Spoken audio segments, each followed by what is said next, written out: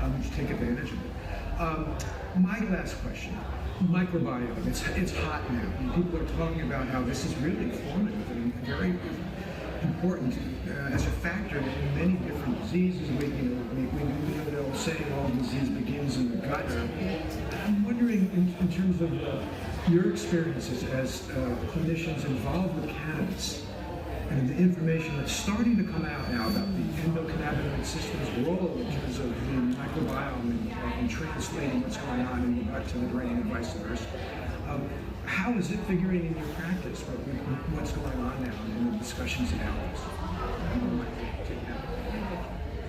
Yeah, I was going to pitch to this guy because he's a functional medicine expert. We take a functional approach to endocannabinology, so inherently we're addressing digestive health. Really, the endocannabinoid system might actually be the link between our gut and our brain, that whole gut-brain axis, and how the microbiome plays into that is going to be very fascinating. We're just now delving in my practice with my family, we're delving into trying to really understand to the best that we can the physiology of that gut-brain connection through the lens of the endocannabinoid system. So I hope to be able to contribute more to that conversation into the future. But functional endocannabinology still begins with nutrition. When you come into our clinic, we teach the very nature of the endocannabinoid system being dependent on the very foods that we're eating. Right? We talk about high-fat diets, a ketogenic diet. And Bonni, I'm sure you could speak to that too in your patient population, how beneficial a ketogenic diet is for autistic kids and kids with epilepsy.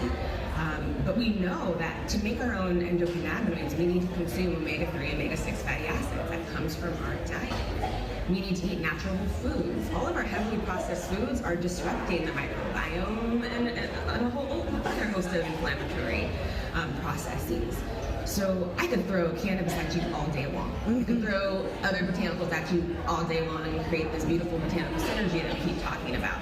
But if you are not addressing your nutrition, which is literally the most fundamental method of influencing the endocannabinoid system, we're not going to get very far.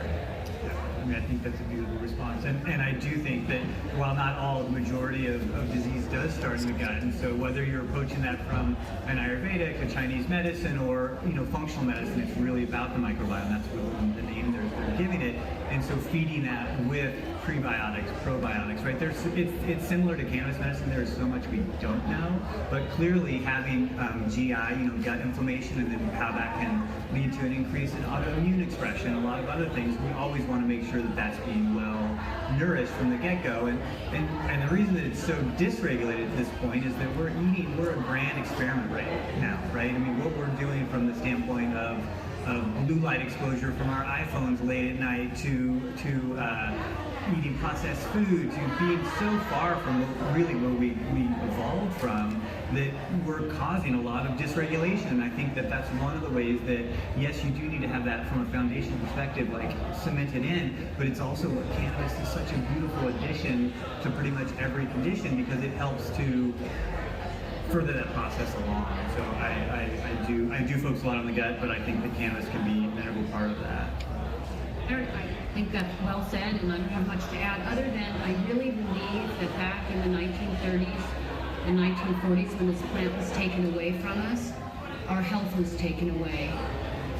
I think that if we had the freedom from that time forward to grow cannabis, it would have been part of our everyday diet. So I live in LA where everybody's walking around with a green drink, right? What should be in that green drink? Cannabis. And you can't go into a juice place. Sometimes it is. Yeah. Well, yeah, it might be, but if you're getting it at a place, you walk into these, organic juice places, they are not allowed to dispense cannabis, so it's still being held back, and we still are living under some prohibition, as you all well know. And I really think that what you can look at when you look at thousands and thousands and thousands of years of human health, really, when did it all fall apart? And it came along with processed food and the growing practices of companies, pesticides and all of that, and also the removal of this beautiful